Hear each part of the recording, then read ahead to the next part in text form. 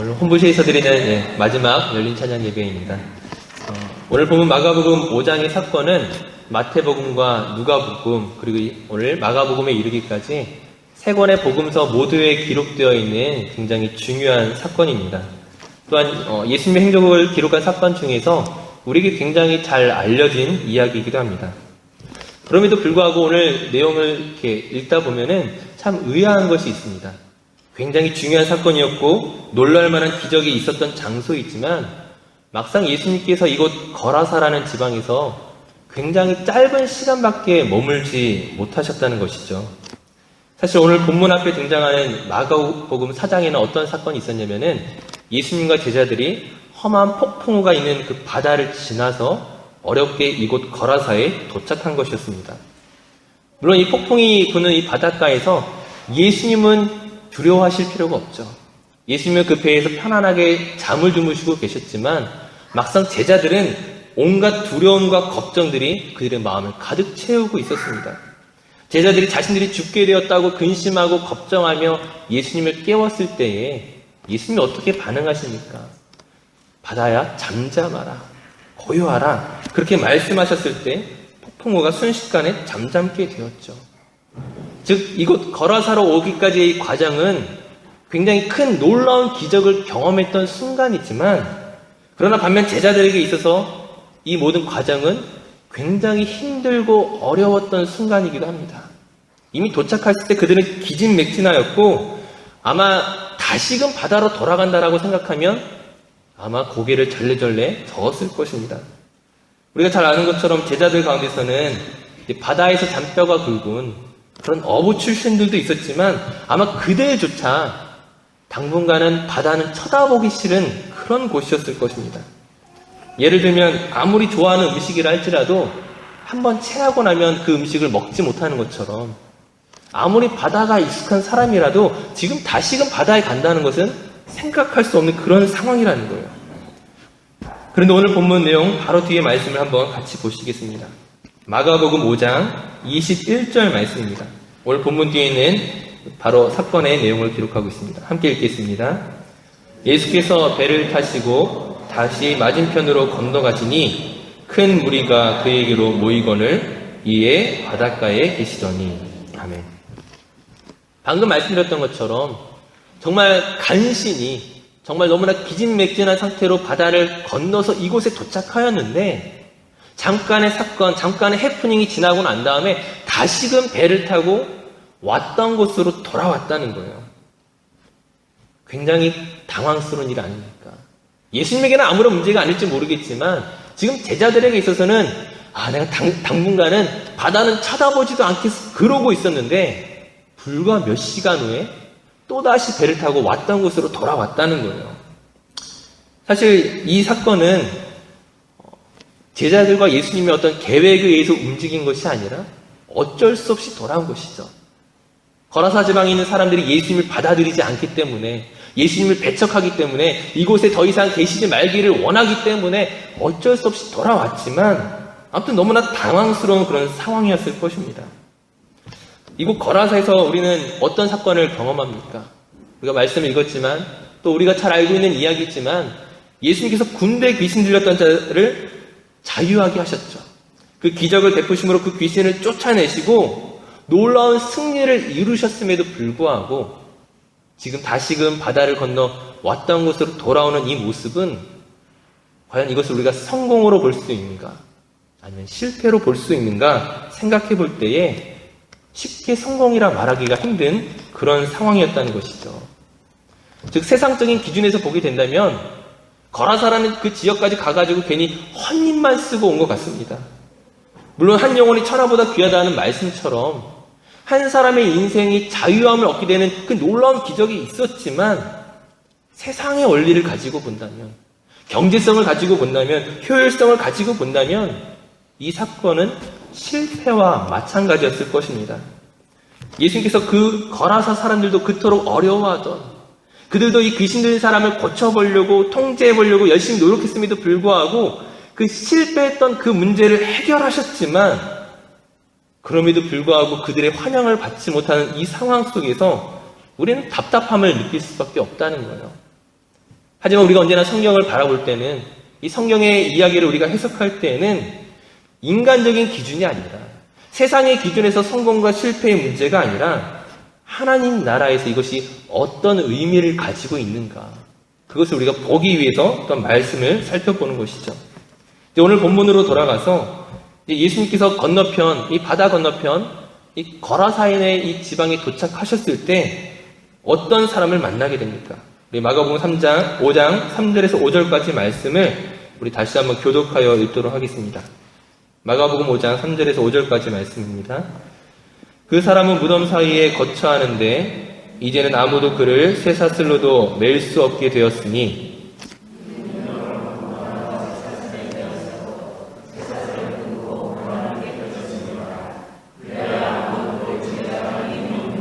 다 함께 밤낮 무덤 사이에서나 산에서나 늘 소리를 지르며 돌로 자기의 몸을 해치고 있었더라. 아멘. 예수님께서 처음 만난 사람이 귀신 들린 사람이었습니다. 근데 이 사람에 대해서 오늘 성경이 어떻게 설명하고 있습니까?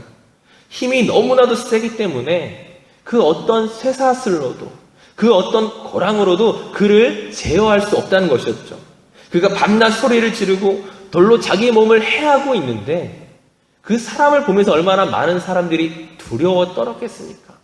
그 사람만 나타나기만 하면은 아마 도망가기에 바빴을 것입니다. 근데 이것은 그 사람들만 두렵게 하는 것이 아니라 이 귀신 들린 사람이 자기의 몸을 해하는 것들을 통하여서 자기 스스로를 망치고 있는, 즉 그 귀신의 능력이 얼마나 이 사람을 완전히 지배하고 있는가를 보여주고 있었죠. 하지만 우리가 어떤 것들을 고백합니까? 그 어떤 귀신의 능력으로도 예수 그리스도의 그 말씀 앞에서, 그분의 능력 앞에서 벌벌벌 떨 수밖에 없다는 것이죠. 하지만 그 귀신이 분명히 예수님을 두려워하면서도 예수님과 어떻게 보면 협상하려는 그런 모습들을 우리가 또한 볼 수가 있습니다. 귀신이 예수님에게 어떤 방법으로 저항하고 있습니까? 우리 6절과 7절 말씀을 한번 같이 읽도록 하겠습니다. 오늘 본문 6절 7절 말씀입니다. 그가 멀리서 예수를 보고 달려와 절하며 큰 소리로 부르짖어 이르되 지극히 높으신 하나님의 아들 예수여, 나와 당신이 무슨 상관이 있나이까? 원하건대 하나님 앞에 맹세하고 나를 괴롭히지 마옵소서 하니. 아멘. 지금 이 귀신이 하는 행동을 외형적으로만 보게 된다면 지금 예수님께 절하고 예수님이 하나님의 아들이심을 고백하고 예수님을 높이는 것처럼 보이고 있습니다. 하지만 이 귀신의 진짜 의도가 무엇이겠습니까?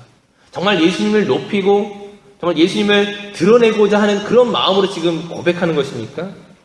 사실은 예수님을 인정하는 것처럼 보이지만 지금 예수님과 거래하기 위해, 협상하기 위해 협박하고자 하는 의도를 가지고 있다는 거예요. 즉 예수님의 정체를 폭로함으로써 예수님으로 하여금 민망하게 하고 예수님으로 하여금 그 주변의 상황을 어렵게 만들고자 하는 그런 의도가 있었다는 것이죠. 제가 예전에 한번 말씀을 드린 적이 있는데 예수님께서 이 공생의 사역을 하는 동안에 그 오병이어 사건 전과 후로 이 사역의 패턴이 조금 달라집니다. 무슨 말이냐면은 오병이어 사건 전에는 기적을 행하셔도 그 기적을 다른 사람에게 알리지 말라고 하십니다. 우리가 보기에 놀라운 기적은 알려야 될 것 같은데 막상 그 사람에게 이 일을 아무에게도 알리지 말라. 예수님이 하나님의 아들 되심을, 그 그리스도 되심을 사람들에게 말하지 말라고 하시죠. 하지만 이제 오병이어 사건을 이후에 이제 예수님께서 그 십자가를 지기 위해 예루살렘으로 가는 이 과정 속에서는 내가 메시아로 왔다는 것을, 내가 고난의 주로 왔다는 것들을 밝히 드러내십니다. 즉 지금 이 마가복음 5장의 사건은 아직 예수님께서 자기의 정체를 드러내시지 않는, 그러니까 사람들이 예수님을 따라가지만 그러나 막상 예수님께서 하나님의 아들이요 정말 온 세상에 주로 오신 분이라는 것들을 아직 드러내지 않을 때인데 지금 이 귀신이 예수님 앞에 와서 당신은 하나님의 아들이십니다. 하나님 앞에 맹세하고 나를 놓아주소서 협상하고자 하는 것이죠. 예수님의 정체를 폭로하려고 하는 것입니다. 물론 우리가 쉽게 생각하면 그냥 예수님이 그 귀신과 더 이상 대화하지 않고 그냥 쫓아내면 그만이죠. 협상할 가치가 없잖아요. 하나님과 귀신이 협상할 가치가 없음에도 불구하고 오늘 본문이 참 이상한 점은 예수님께서 이 귀신과 차근차근 대화를 하고 있다는 것이죠. 물론 이 대화를 한다는 것이 이 귀신이 요구하는 그런 협상의 의미는 아닙니다. 물론 예수님의 입장에서도 이것은 협상을 한다는 것이 아니라 예수님께서 마지막 십자가에서 승리하시기 전까지 잠깐 그 귀신의 권세와 그 능력을 유보하시는 것이죠. 기다리고 계신 것이죠. 아무튼 이제 귀신과 어떤 대화를 합니까? 오늘 본문 9절 말씀을 보게 되면 예수님께서 이 귀신의 이름을 물었을 때 그가 자기의 이름을 군대라고 이야기합니다. 수가 아주 많기 때문이죠. 앞서 말씀드렸던 것처럼 사실은 근본적으로 예수님과 이 귀신 사이에 협상이 일어날 수 없습니다. 귀신도 지금 예수님에게 협박하듯이 예수님의 정체를 폭로하고 있지만 사실은 자신이 결국에는 쫓겨날 수밖에 없다는 것을 너무나 잘 알고 있죠. 그러므로 그가 어떤 요구 조건을 내겁니까? 지금 내가 이 포로로 사로잡고 있는 이 사람에게서 내가 나가겠지만 나를 이 거라사 지방에서 쫓아내지 마십시오. 지금 마침 저기 돼지떼가 있는데 차라리 우리로 하여금 저 돼지떼에 들어가게 해달라고 예수님에게 요청합니다. 그리고 예수님의 요청이 이제 허락을 떨어지고 나니까는 이 군대 귀신들이 2,000마리나 되는 돼지떼에게 들어가죠. 그리고 그 돼지떼에게 들어가자마자 이 돼지떼들이 산비탈로 내려가서 바다에 못 뛰어들어 모두 죽고 맙니다. 여기까지 보게 되면은 외형적으로만 보면 이 귀신들이었던 이 한 사람은 자유함을 얻게 되었고 이 귀신들은 새로운 어떤 터전이라고 생각했던 이 돼지떼가 몰살하면서 그 자기의 거처를 잃어버렸습니다. 그럼에도 불구하고 이러한 것들을 통하여 귀신이 이루고자 했던 일들이 무엇이겠습니까? 오늘 본문 16절과 17절 말씀을 우리 이어서 다시 한번 보도록 하겠습니다. 마가복음 5장 16절 17절 말씀입니다. 이에 귀신 들렸던 자가 당한 것과 돼지의 일을 본 자들이 그들에게 알림해 그들이 예수께 그 지방에서 떠나시기를 간구하더라. 아멘. 귀신 들렸던 이 한 사람은 자유함을 얻게 되었습니다. 하지만 이 일의 결과가 무엇입니까? 그 일을 보았던 다른 사람들의 그 증거로 말미암아 그곳에 있던 동네 사람들이 예수님을 받아들이지 않는 것이죠. 예수님을 두려워하면서 이 지방에서 떠나가라고 이야기하는 것입니다. 앞서 말씀드렸던 것처럼 이 귀신 들린 사람은 이 마을의 골칫거리였어요. 이 사람의 문제를 해결해보고자 그 마을 사람들이 얼마나 애를 썼겠습니까? 쇠사슬로 묶고 고랑으로 채우고 그를 제어하려고 노력했음에도 불구하고 더 이상 그를 제어할 수 없고 이제는 두려워 떨기만 했던 그 사람이 지금 온전하게 되었음에도 불구하고 지금 그들은 그것을 기뻐하지 아니하고 오히려 그 일을 행하신 예수 그리스도를 두려워하는 것입니다. 그 이유가 무엇이겠습니까? 그들에게 있어서의 관심이란 한 사람이 생명을 얻고 자유함을 얻는 것보다 지금 돼지 2,000마리가 죽은 것을 보면서 그들의 물질적인 손해와 피해를 또다시 입게 될까봐 그것을 두려워하는 것이죠. 그들의 관심은 무엇입니까? 생명이 아니라 한 사람이 아니라 자기에게 주어진 재물들이었습니다. 그 재물로 말미암아 그 마을에 정말 온전한 기쁨과 자유함을 줄 수 있는 분들을 예수를 지금 물리치고 있는 것입니다. 결국 이 귀신들은 목적을 성공한 것이죠. 결국 그들의 생각이 그들의 의도가 맞아떨어졌습니다. 예수님 더 이상 이곳 거라사 지방에서 사역하지 못하고 더 이상 말씀을 전하지 못하고 또 다른 기적을 행할 기회조차 얻지 못한 채 지금 힘들게 바다를 건너왔는데 또다시 배를 타고 왔던 곳으로 가야만 됐습니다. 즉 외형적으로 보면은 실패였죠. 결과적으로 귀신들이 여전히 그 지역을 영적으로 다스리고 있는 그런 상황이 되었다는 것이죠. 그렇다면 왜 예수님께서 이 귀신들의 요청을 받아들이신 것입니까? 예수님이라고 모르셨겠어요? 그들의 의도와 그들의 계략을 알지 못하셨겠습니까? 그들과 협상하실 필요 없이 돼지떼에게 들어가라고 말씀하실 거 없이 그 지역에서 그냥 쫓아낼 것을 명령하시면 되는데도 불구하고 왜 그들의 요청에 응하셔서 결과적으로 더 이상 사역하지 못하시게 된 것입니까? 예수님이 실패한 것처럼 보였죠. 하지만 오늘 우리가 이 말씀을 통해 우리가 고백할 수 있는 것은 실패처럼 보였던 일들이, 그 귀신들의 계략이 성공한 것처럼 보였던 이 일들이 사실은 실패가 아니라는 것이죠. 왜냐하면 그곳에 복음의 씨앗이 심겼기 때문입니다. 구원받은 한 사람이 그 마을에 생겼다는 것이죠. 그 한 사람의 무게를 실패라고 말할 수 없다는 것이죠. 오늘 본문 18절 이하에 보게 되면은 귀신 들렸던 사람이 예수님에게 자신도 예수님을 따라가게 해달라고 요청하고 있습니다. 하지만 거기에 대한 예수님의 반응이 또 우리의 생각과 다른 것들을 볼 수가 있습니다. 마가복음 5장 18절에서 20절까지 말씀을 저와 함께 교독하여 읽겠습니다. 제가 먼저 읽겠습니다. 예수께서 배에 오르실 때에 귀신 들렸던 사람이 함께 있기를 간구하였으나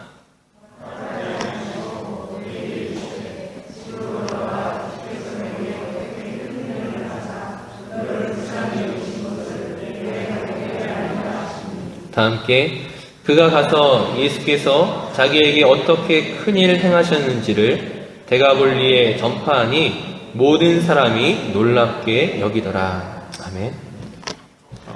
이 귀신 들렸던 사람이 자유함을 얻게 되고 난 이후에 예수님을 따라가고 싶었지만 예수님께서 따라가지 못하게 하시죠.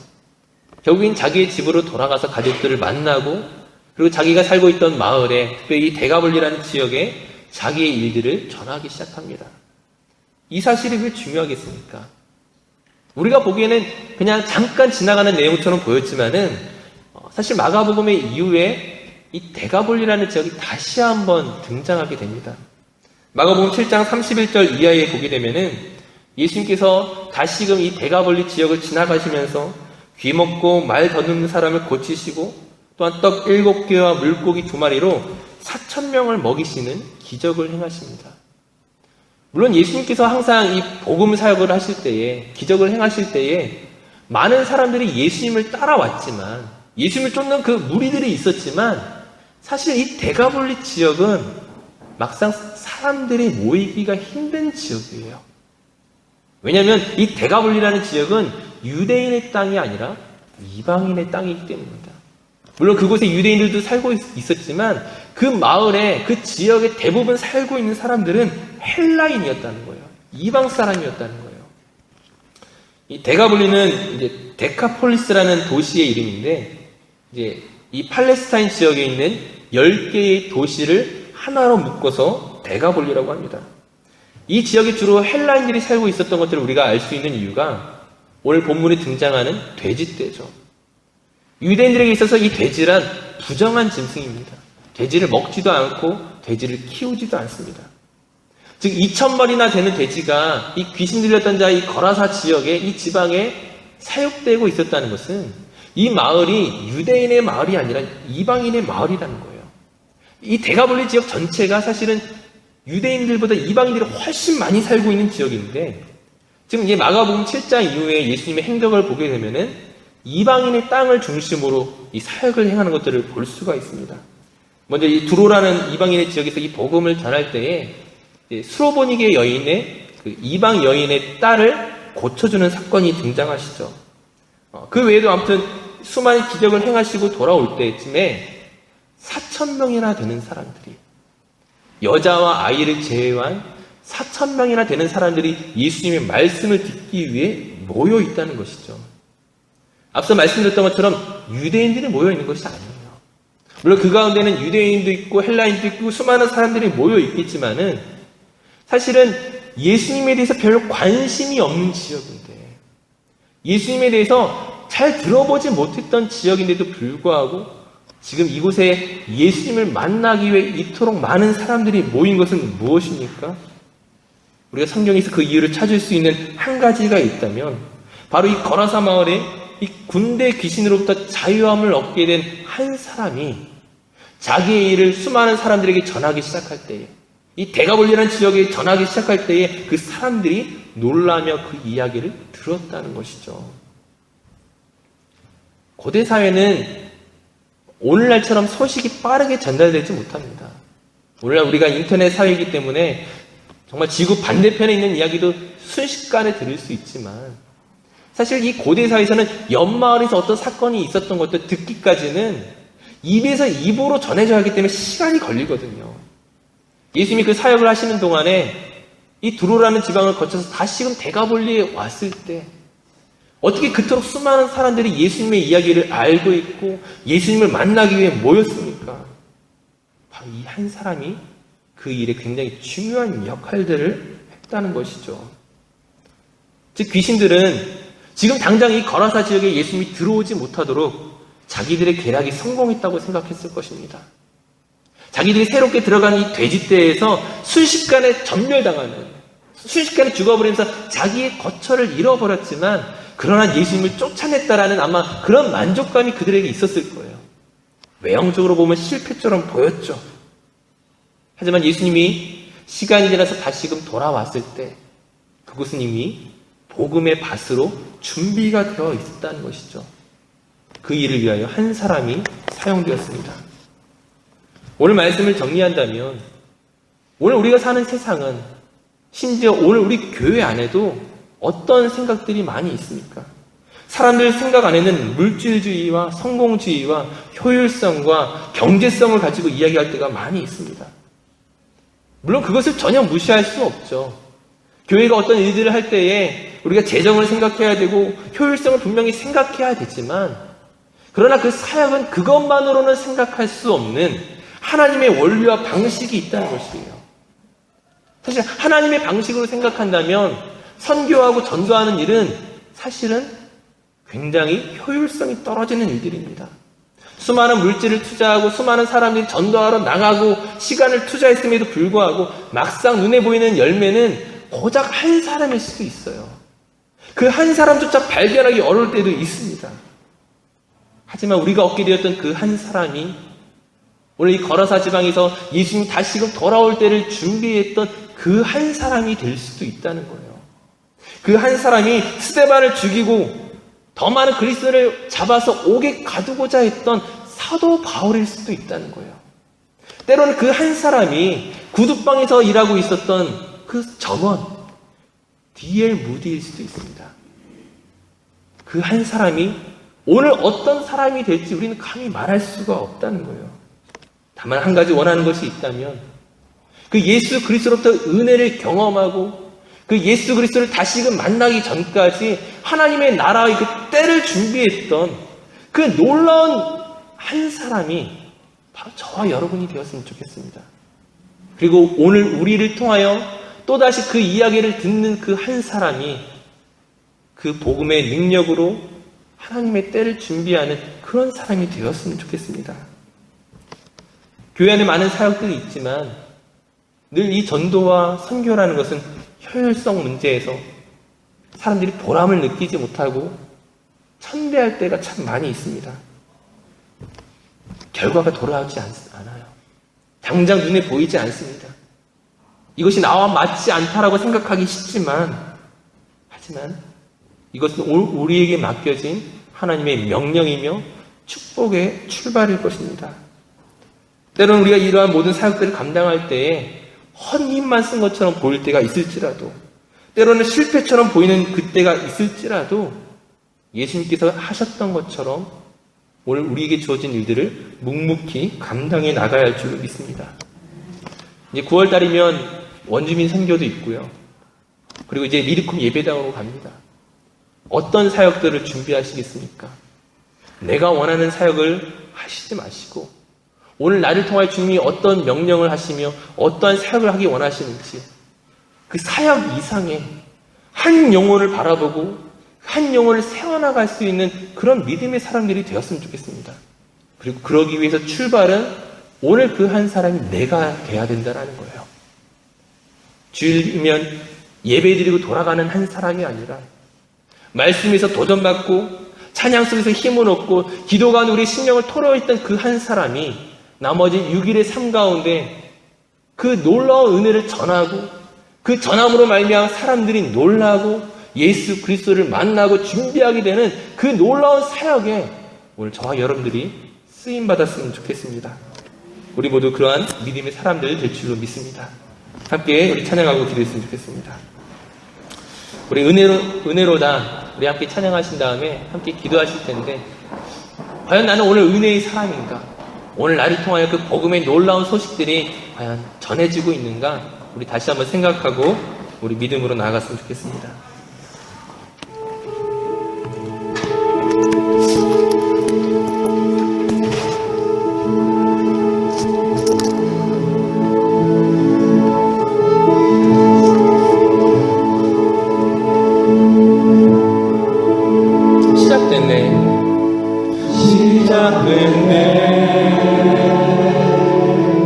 우리 주님의 능력이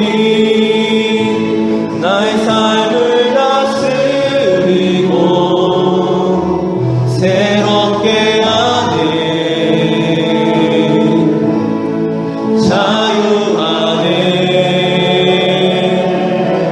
죄와 사망으로부터 나의 삶을 변하구나. 다시 한번 시작됐네.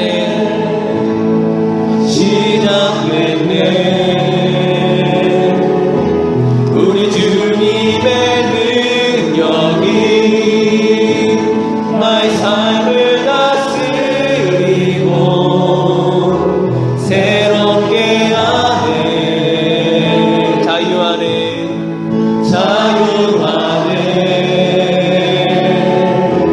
죄와 사망으로부터 나의 삶은 변하구나. 충만하네. 은혜로다.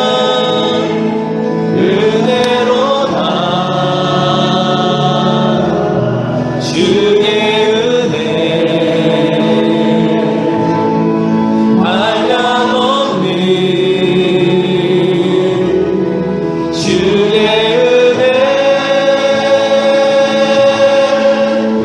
은혜로다.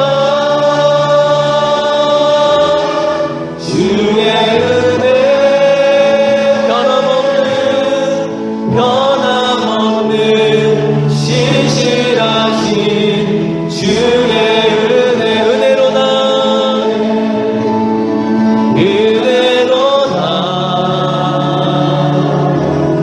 주의 은혜 한량없는 주의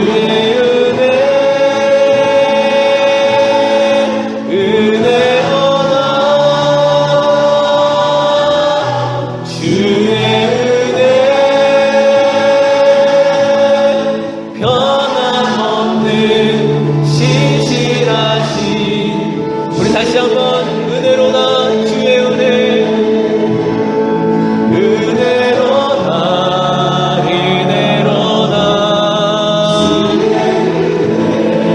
주의 은혜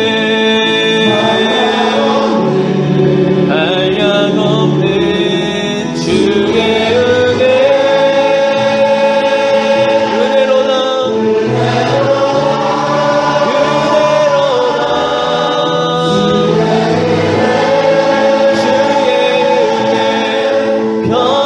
변함없는 신실하신 주의 은혜. 우리 함께 기도하겠습니다. 그 죄와 사망으로부터 자유함을 얻게 된 그 한 사람이 오늘 우리가 맞습니까? 오늘 우리의 삶이 변화되어지고 주님의 능력이 오늘 우리의 삶을 다스리고 있으면 우리가 과연 믿음으로 고백하고 선포하고 있습니까? 우리가 하나님을 예배한다는 것은 바로 그 죄와 사망으로부터 자유함을 얻게 된 그 사람이 바로 나라는 것을 고백하는 것입니다. 그리고 그 사람이 해야 할 일은 주님을 다시 만나기 전까지 그 주님의 오심을 예배하며 자기에게 행하신 그 주님의 놀라운 일들을 전하는 것, 그 복음을 전하는 것이 오늘 우리가 해야 할 마땅한 사역이고 사명인 줄로 믿습니다. 다시 한번 오늘 우리 삶을 돌아봅시다. 하나님의 은혜가 나를 통하여 흘러 넘치고 있습니까? 하나님의 그 놀라운 생명이 나를 통하여 다른 사람들에게 전해지고 있습니까? 오늘 그 놀라운 소식의 중심지가 바로 내가 되기를 소원합니다. 그 대가볼리를 변화시켰던, 준비시켰던 그 한 사람이 바로 내가 되기를 소원합니다. 주여 나를 사용하여 주시옵소서. 우리 시간 주여 한번 열심히 함께 기도하겠습니다. 주여 하나님 그 믿음의 사역 가운데 그 놀라운 은혜 가운데 바로 우리 모두 한 사람 한 사람이 사용되기를 소원합니다. 내가 받는 그 모든 땅, 내가 거하는 이 지역 가운데 하나님의 놀라운 소식, 하나님의 놀라운 은혜를 전하는 자가 바로 내가 되기를 소원합니다. 아버지 그 모든 죄와 사망으로부터 나를 구원하여 건져주신 하나님의 놀라운 능력 나의 삶을 변화시켜 주신 그 은혜를 아버지 내가 오늘 전하여주며 아버지 전달하며 증거할 수 있는 증인의 삶을 살아갈 수 있도록 오늘 우리들 한 사람 한 사람을 사용하여 주시옵소서. 그 한 사람이 변화되어질 때에 하나님 예수 그리스도를 증거하고 그 한 사람이 변화되어질 때에 예수 그리스도의 오심 앞에서 충만한 많은 사람들이 돌아오게 되는 그 놀라운 일들과 우리가 쓰임받기를 소원합니다. 아버지 바로 그 한 사람이 내가 되기를 소원합니다. 그 한 사람이 바로 우리가 되기를 소원합니다. 그 한 사람이 우리 명성교회가 되기를 소원합니다. 그 한 사람이 바로 우리 모든 성도들이 되기를 소원합니다. 오늘 우리 통하여 이 일들을 진득케 하여 주시옵시고 아버지 정말 우리 안에 그 복음의 놀라운 능력이 이제 시작되어질 수 있도록 그것이 나로 인하여 멈춰지는 것이 아니라 내가 아버지 막혀있는 담으로써 그치는 것이 아니라 오늘 내게 허락하여 주신 놀라운 은혜가 아버지 오늘 많은 사람들이 충만하게 온다는 전달되어질 수 있도록 나를 복음의 증인으로 사용하여 주시옵소서. 성령으로 충만케 하여 주시옵시고 아버지 우리 명성의 모든 성도들 한 사람 한 사람 놀라운 복음의 능력으로 증거하며 살아갈 때에 아버지 이 금지역의 이 호주 땅에 아버지가 만나는 모든 사람들 가운데 아버지 변화의 능력이 변화의 물결이 흘러 넘칠 수 있도록 주님 사용하여 주시옵소서. 아버지가 교회를 아름답게 건축하였지만 교회를 건축한 것을 우리가 자랑하는 멈추는 것이 아니라 그것까지 하나님의 놀라운 그 귀한 이름으로 하나님의 그 놀라운 은혜를 많은 사람들에게 전하여서 아버지 그 성전이 가득 차며 하나님의 영광이 충만하여지며 하나님의 놀라운 은혜가 충만하여질 수 있는 그 귀한 사역의 현장 그 사역의 장소가 될 수 있도록 하나님을 사용하여 주시옵소서. 아버지 주님의 놀라운 은혜고 아버지 변함이 없으시며 신실하시고 한량 없으신 주의 은혜가 아버지 우리 교회를 통하여 성전을 통하여 아버지 우리 자신을 통하여 흘러 넘칠 수 있도록 하나님 인도하여 주시옵소서. 아버지 이를 모른 척하지 않게 하여 주시옵소서. 아버지 이를 다른 사람에게 맡기는 것이 아니라 오늘 내가 감당해야 하는 하나님의 놀라운 증거가 있다 하여 주시옵소서. 오 아버지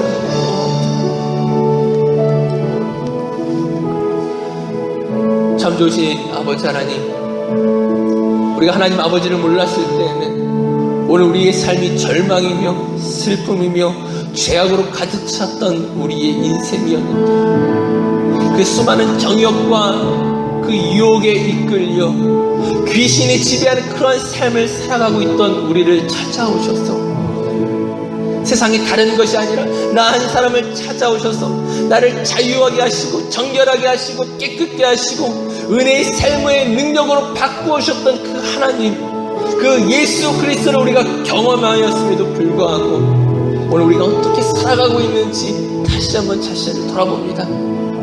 예수 그리스도를 다시 만나기 전까지 그 지역의 예수 그리스도께서 내게 행하신 놀라운 은혜를 전하였던 그 군대 계신되었던 자의 그 사명처럼 오늘 나의 삶 가운데 그 복음을 증거하고 하나님의 은혜를 증거하는 삶을 살아가고 있는지 다시 한번 돌아보니 주여 우리 가운데 다시 한번 은혜를 허락하여 주시고 주의 말씀의 능력으로 우리를 채워 주시옵소서.